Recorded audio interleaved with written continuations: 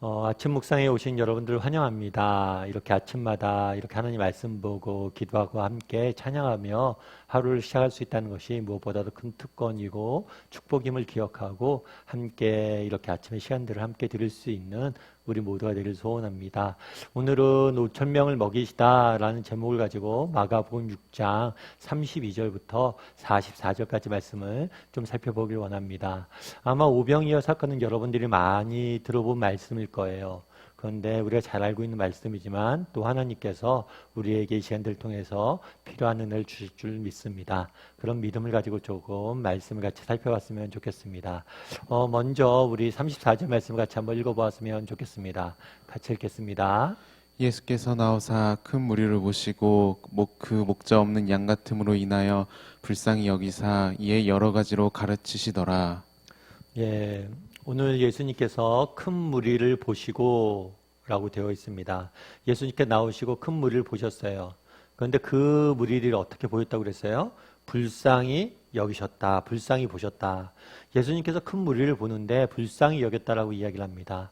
이 불쌍히 여기다는 것은 이렇게 마음이 조금 이렇게 슬프다. 또 마음에 짐이 있다. 이런 표현이 아니에요.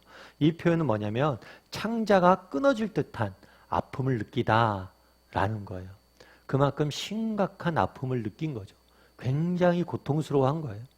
큰 고통을 느꼈을 때 하는 표현이 이 불쌍히 여기다라는 표현이에요. 또한 이 표현은 영어로는 어떤 표현이냐면 컴패션이에요.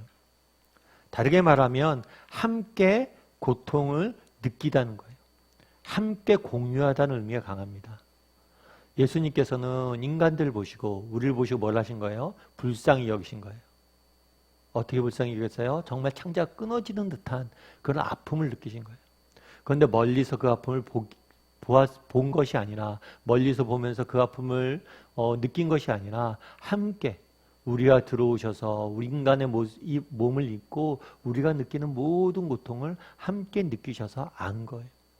그래서 이 불쌍히 여기다, 이 컴패션은 예수님의 삶과 사역의 본질을 보여주는 것이기도 합니다.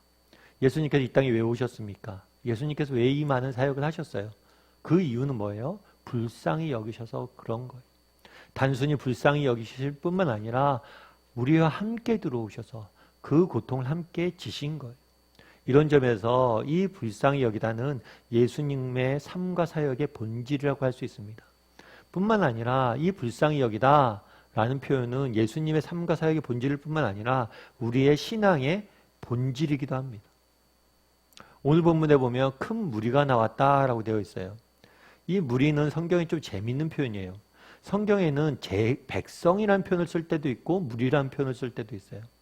그런데 이 백성이라는 표현은 하나님의 율법을 성실히 지키며 하나님을 사랑하고 섬기는 사람들을 지칭할 때 쓰는 표현이에요.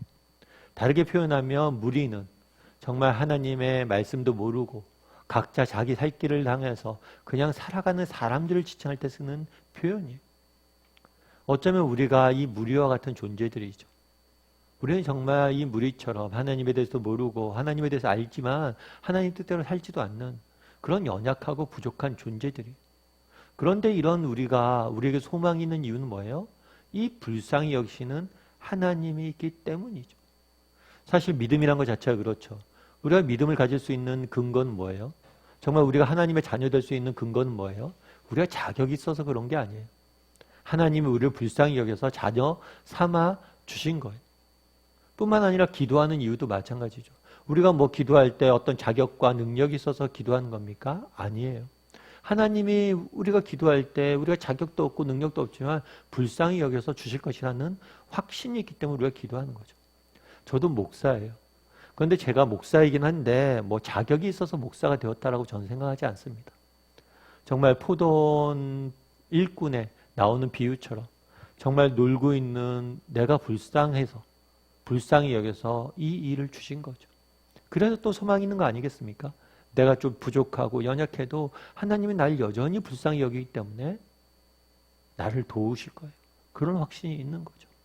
이 불쌍히 여기다. 이 단어는 예수님의 삶과 사역을 가장 잘 표현해 주는 말입니다. 동시에 이 불쌍히 여기다는 말은 어떤 말이에요? 정말 우리의 인간의 본질을 신앙의 본질을 가장 잘 보여주는 표현이에요. 그렇다면 왜 우리를 불쌍히 여겼을까요? 오늘 본문에 뭐라고 표현되세요? 목자 없는 양 같음을 보고, 목자 없는 양 같음을 보고, 목자 없는 양만큼 불쌍한 상황들은 없습니다. 양의 특징을 아마 여러분들이 알 거예요. 양은 시력이 매우 약합니다. 뿐만 아니라 양은 어려움에 처했을 때 자신을 보호할 능력이 전혀 없어요. 어떤 초식동물 같은 경우에는 빨리 도망을 갑니다. 달리기가 빨라서. 어떤 동물들은 자기의 몸의 색깔을 변화시켜요. 어떤 동물은 어디에 숨을 수 있게 작습니다. 각자가 자기가 자기를 지킬 수 있는 능력들이 있어요. 그런데 양은 자신을 지킬 능력이 전혀 없어요. 그래서 목자가 없어서 갈 길을 인도해 주거나 목자가 없어서 정말 그를 보호해 주지 않는다면 목자 없는 양만큼 불쌍한 존재는 없어요. 그런데 우리 인간이 그렇다는 거예요. 우리가 다 어떤 존재들이에요? 목자 없는 양 같은 존재라는 거예요. 그걸 보고 불쌍히 여긴 거예요. 제가 최근에 어떤 책에서 하나 읽었는데 좀 재밌는 표현을 읽었어요. 뭐냐면 과거 우리 선조들의 상징은 못 박힌 손이래요. 못 박힌 손. 사실 요즘 젊은 사람들 못 박힌 손의 의미를 모르죠. 못은 실제 못이 박힌 게 아니라 요 손끝에 구두살이 박힌 거죠. 정말 육체적 노동을 하고 먹고 살기 위해서 너무나 애쓰다 보니까 손에 못이 박힐 정도로 일한 거죠. 그래서 과거 선조들의 상징은 못 박힌 손이었대요. 그런데 오늘날 현대인의 상징은 뭐예요? 찌푸린 이마다라는 표현을 봤어요. 참 그렇죠. 이 못이 무슨 의미인지도 모를 정도로 요즘 풍요로운 사회에 살고 있습니다. 모든 것이 넉넉해요. 그런데 우리의 상징은 뭐예요? 찌푸린 이마라는 거예요. 늘 불안과 염려와 걱정과 정말 우울 가운데 거하는 게 인간이란 거예요. 정말 왜 그러면 못 박힌 손과 찌푸린 이마가 상징이 되었습니까? 인간이 그런 존재예요. 그렇게 양 같은 존재예요. 정말 목자 없는 양처럼 우리는 끊임없이 정말 유리하고 방황하고 고생하는 게 우리의 모습이란 거예요. 그런데 우리에게 소망이 있는 이유는 뭐예요? 우리를 불쌍히 여기신 누가 계세요? 예수님이 계신 거예요. 목자 대신 그 하나님이 계신 거예요. 정말 우리를 불쌍히 여기시는 그 하나님의 마음을 조금 예수님의 마음을 이해했으면 좋겠습니다. 그래서 우리를 대신해서 정말 이 땅에 오셔서 십자가까지 지셨던 우리 아픔을 나누길 원하시는 그 마음을 이해했으면 좋겠어요. 그리고 그분에게 우리의 인생의 문제를 맡길 수 있었으면 좋겠습니다. 그랬을 때 그분이 우리를 일할 거예요. 목자 없는 양, 그것만큼 불행한 건 없습니다. 사실 우리 그렇죠. 어렸을 때 뭐예요? 빨리 형이 되고 싶어요. 빨리 나이 먹고 싶어 합니다.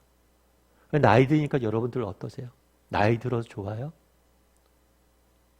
정말 부모가 없다는 것, 형이 없다는 것, 정말 나를 이끌어줄 스승이 없다는 것, 그것이 과연 좋은가요?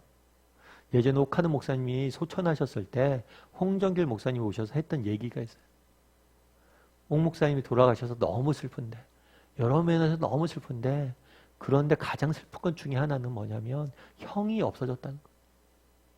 정말 힘들고 어려울 때 정말 상의할 수 있고 의논할 수 있고 함께 이야기 나눌 형이 없어진 게 제일 슬프다고. 목자 없는 양, 그것만큼 슬픈 것이 없습니다. 그런데 우리에겐 누가 있어요? 우리를 나보다 나를 더 잘 아시고 나보다 나를 더 사랑하시는 그분이 목자 되셨잖아요. 정말 그분에게 우리의 인생들을 맡길 줄 아는 사람이 되었으면 좋겠어요. 그런데 재밌는 건 뭐냐면 예수님께서 불쌍히 여기셔서 하신 일이 있어요. 그건 뭐예요? 여러 가지로 가르치셨다는 거예요. 가르침. 사실 우리는 그런 생각이 들어요. 뭐 예수님께서 누군가를 불쌍히 여겼다. 그럼 그 사람의 병을 고쳐주고 그 사람에게 먹을 것을 줄 것 같은데 불쌍히 여겨서 한 일은 뭐예요? 가르친 거예요. 왜 불쌍히 여겨서 가르쳤을까요? 정말 말씀을 모르는 것, 진리를 모르는 것처럼 불행한 일은 없기 때문이에요. 정말 우리에게 필요한 게 뭐예요? 말씀을 배우고 진리를 알아가는 거예요. 그런데 오늘 본문은 여러분 잘 알고 있다시피 오병이어 사건이잖아요. 그래서 우리가 어디에 집중하기 쉬우냐면 예수님께서 5천 명을 먹이셨다는 사건에 집중하기 쉬워요. 그런데 제가 오늘 본문 읽으면서 재밌었던 게 뭐냐면 예수님이 가르쳤잖아요. 가르쳤는데 이 무리들이 뭐예요? 밤이 늦도록 그 가르침을 들었잖아요. 다르게 이야기하면 배고플 정도로 배고픔에도 불구하고 자리를 안 떠나고 그 자리에서 말씀을 배웠다는 거예요. 참 이 부분이 되게 마음에 와닿았어요. 옛날에 기록에 보면 우리 선조들은 뭘 했냐면 초대교회 때 부흥회가 열리면 마을마다 부흥회가 열리면 어떡하냐면 솥단지를 갖고 온대 집에서. 그래서 밥을 해먹으면서 말씀을 들었대요. 집에까지 가서 밥 먹을 시간이 아까워서. 그날에도 그런 거죠. 배고픔도 이를 정도로 말씀을 공부한 거. 참 우리에게도 이런 열심히 있었으면 좋겠다라는 생각이 들었어요. 그날에 예수님께서 뭘 했어요? 불쌍히 여기서 말씀을 가르쳤어요. 말씀을 먹어야 돼요. 진리를 알아야 돼요. 그래서 우리가 이렇게 아침 묵상하는 거겠죠. 나는 얼마나 정말 그 당시 무리들처럼 하나님의 말씀에 갈급해하고 있는가. 정말 열심히 듣고 있는가.